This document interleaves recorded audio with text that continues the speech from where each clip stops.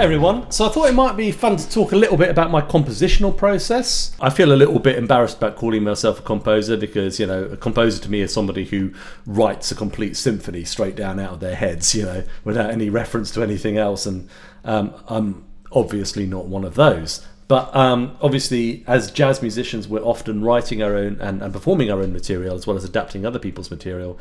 And improvisation itself is obviously closely related to composition. And I just wanted to talk a little bit about how I came up with one of the tunes from my album, which is the title track, Anansi Blues. By the way, lots of people have been checking out my album, which has been lovely. If you haven't, you can do so for free. There's a link above. Sometimes composition is very completely intuitive. You just sit down one day at the guitar and something comes out. Even if ideas come very naturally, which was the case with this particular song, often you have to work quite hard to develop them into something interesting. So the song has this kind of thread running throughout it, which is this riff that I basically, guitarists, we often start with riffs, right? But it came from this idea of a sort of minor triad with an added fourth to it. Kind of like a minor pentatonic with a missing seventh. So it's a note C, E flat, F, G, and then straight to C, no B flat, right? And I found I was playing around in 6/8 and I came up with this sort of thing. And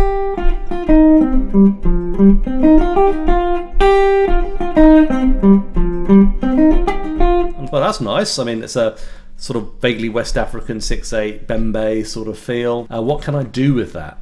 And being a guitarist, of course, the first thing I thought was, well, I can flat the 5.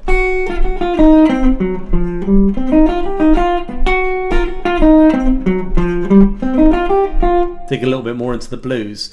And that gave me the idea of writing a sort of 6/80 12-bar blues, basically, because I'm working with a great tenor player, Joe Brown, in this band, who has that kind of real sort of Brecker-ish, Train-ish sort of powerhouse sound. I knew that this is something he could absolutely destroy. This would be the perfect blowing vehicle for him. So I kind of created it as a tenor vehicle in a way. Sort of great, C minor blues, I mean, think of all the C minor blues that Coltrane played, Equinox is a classic example, but all that stuff off Africa Brass, of the early 60s period. And of course, things by Wayne Shorter like Footprints and so on. There's a rich heritage of tenor players playing minor blues tunes of various kinds. And obviously Footprints being another 6/8 blues is kind of in my mind as well. As well as, I think, The Groove from Under African Skies from Tales from the Hudson, Mike Brecker. I think it's got McCoy Tyner on piano, that one. Anyway, so this is all sort of bubbling around in my head. And I was thinking great, okay. So let's take this basic thing and turn it into a sort of real tenor blowing vehicle. But first of all, I had to, think of chords. As is obvious to anybody who's ever played rock or blues guitar, you can play a minor pentatonic scale all the way through a blues and it will always sound good. So I was thinking, well, I can just play this ostinato all the way through a minor 12-bar blues chord progression. But it sounds quite good to me if I have this flat 5 version.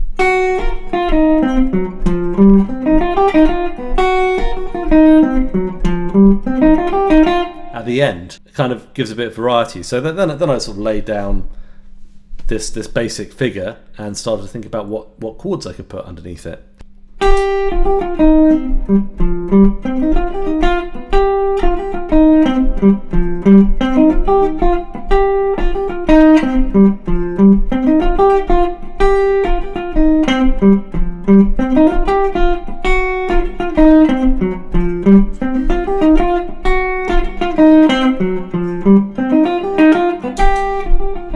I quite like the way the flat 5 bluesy version of it breaks it up. Quite tricky to play actually. So let's start thinking about what chords could I play under it. Obviously F minor there, C minor, then a standard blues turnaround.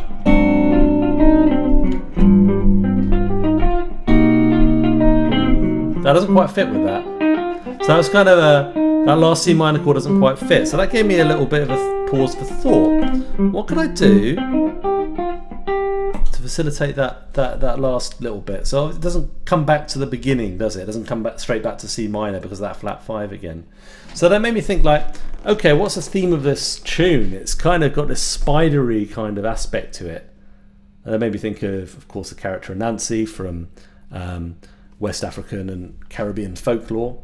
And not only is he a spider, he's also a trickster. He likes to play tricks on people. So I'm thinking like, what's the harmonic trick that I could play in the last few bars of this tune that would take it away from a normal 12-bar blues, you know, C minor, F minor, A flat 7, G7. So the A flat 7 fits beautifully with that. That fits fine with the ascending C minor thing. But then you come to this, yeah, it does it again. What fits with that? And weirdly, I found that wouldn't necessarily expect it right away, but actually F sharp major 7th sharp 11 fits quite well with that. This particular sort of guitar voicing, because you have like root and major 7th, 13th. So okay. Sharp 11. It kind of fit interestingly with that major 7 sharp 11th there for me to think, oh, that's cool. And the other thing is like, it does a thing similar to Peace by Horace Silver, where you're expecting, you know, a G7 chord in that key to resolve to a C minor, but actually ends up going down a half step. So treating it as a tritone sub then in the key of F sharp major. Crazy. And then it becomes like a harmonic pun or a pivot chord or whatever you want to call it. And then I was thinking, oh, well, it goes back to C minor for the ascent bit. So was it that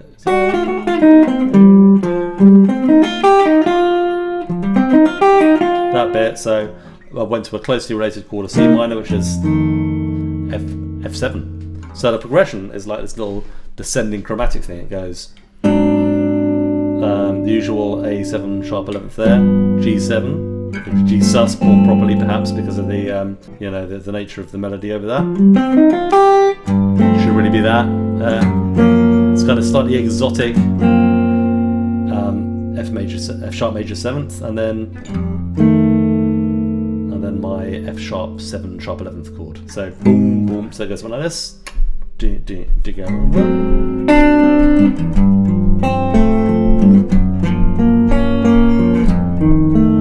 I think it's a pretty cool way to play the last few bars of a 12-bar blues.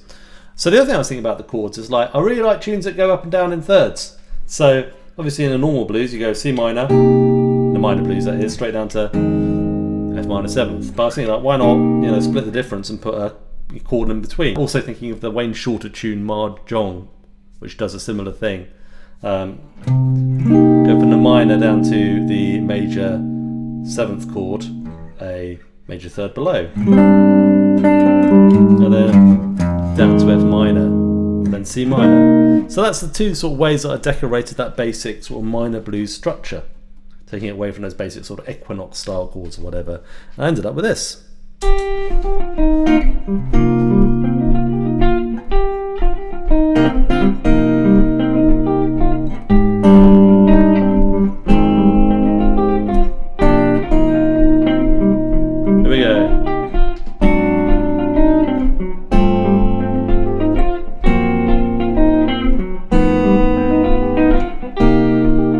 Sure about the sharp 11th there actually. Can't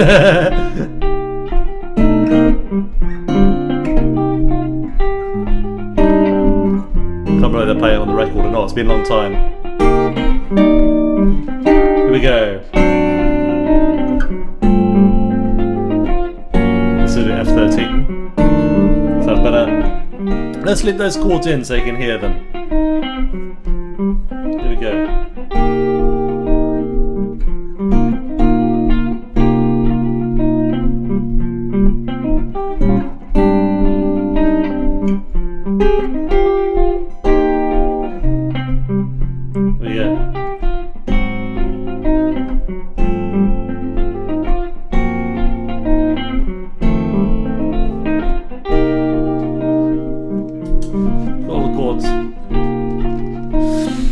So that's all very well, but I need a melody over that now.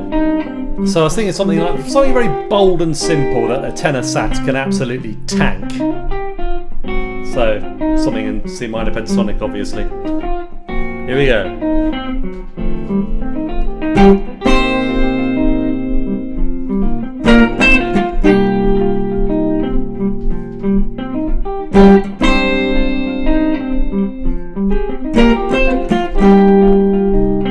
Lots of space and melody.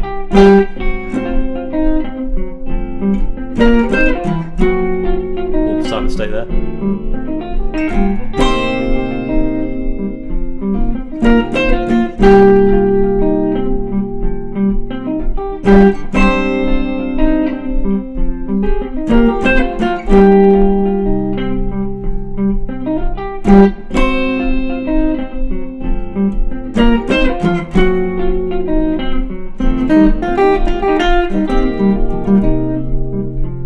The other thing I sort of decided to do a little bit there is to catch the last bit of that melody. And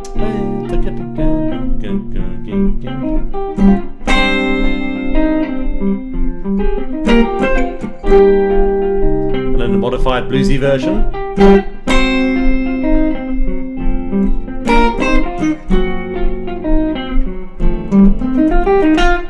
I like having that little sort of doubling there just to kind of, you know, there's a bit where the guitar and the sax is playing together, and I like that because having been apart and then counterpoint for a bit. This is a kind of a bembe feel, so it's da da ba da da da di da da da da da da boom boom. You have the bass going in 2 like that. But I thought it might be fun to turn it into 3. So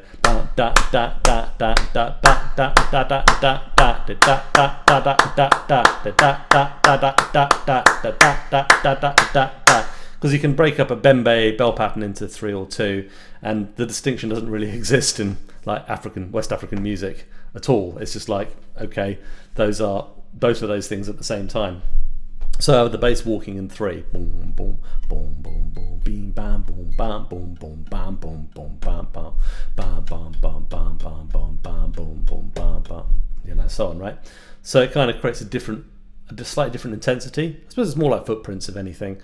And then I thought it might be nice to have a sort of rhythmic unison. Rhythmic unisons are useful. Like I'm always thinking back to like Miles Davis tunes that would have interludes in as well. So even as a 12-bar form, classic example would be something like All Blues, where they have the 12-bar form and then they just break it down and have a you know, a little interlude as, you know,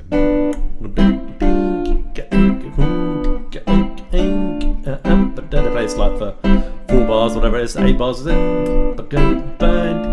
Top of the form. So they have the interlude around each time, which nobody does when they play it live. But it adds so much to the tune. Everybody plays those kind of blue tunes wrong. So it's like, I like interludes like that. They kind of allow you to breathe a little bit more kind of shape into a tune. It's a 12-bar blues anyway, so you know, it's nice to have a little bit more shape to it, and you can put that interlude between the solos. Plus, it gives you the option of having like a drum solo. The unison that I chose, simply the bembe clave, which is da da da da da da di ba ba ba da da da. We all do that together. So.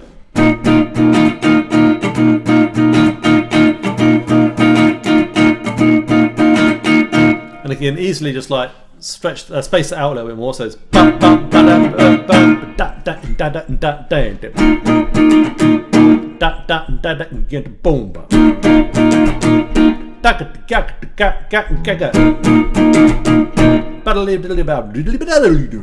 whatever the drum's doing, right? So you can easily have like, you can easily stretch out in live performance and have like a big drum solo ending if you want. And I think those kinds of little figures are simple to play, but they bring a lot to enliven a simple tune. And this really is a simple tune underneath it all. It's just a 12-bar blues tenor vehicle, but watch out for the F-sharp major chord, because I'm like, no, Anansi, you tricked me again, every time I come across that chord. Anyway, yeah, so I'm probably giving the impression that it's quite an intellectual process, but really actually it's all flowed instinctively and quite quickly. It's a mix of the intellectual aspect of it and also the intuitive aspect, and that's why I think composition is fun.